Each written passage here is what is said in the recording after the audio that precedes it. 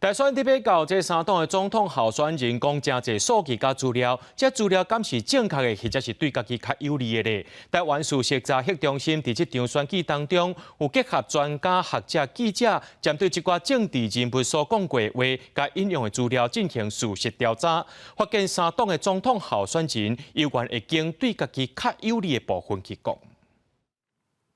指控二次总统、副总统候选人的政见发表会甲辩论会拢已经结束。辩论会的议题百款，为着要防止不实的消息影响选举，嘛要互民众了解这政治人物讲的话敢是真实的。台湾事实查核中心结合专家学者和记者，针对候选人引用的资料去进行事实调查，发现三党的总统候选人也是会经对家己较有利的部分去讲尔。是凭空去捏造的，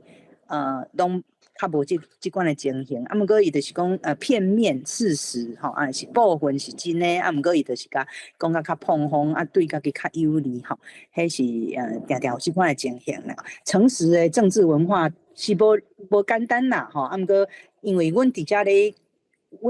顾啦，吼，啊，大家就会较小心淡薄安尼。民主国家的选举大大牵涉到未来发展。台湾事实查核中心表示，因为设立选举专区，除了针对辩论会有种查核，今年选战期间，嘛有针对候选人的政见和言论刊出调查报告，伫咧网络拢看会到。目前虽然民众对这查核报告也无啥知影，不过拢有正面的肯定。基本上就看各个不同立场的频道再去看一下这样子。我觉得有多方的这种平台当然都是有帮助，但我觉得就这个平台提供的真实性，还是必须得去了解一下。这样，一般有的内容无完全是讲拢是正确啦，但是有经过查实以后，过来互大家知影内容的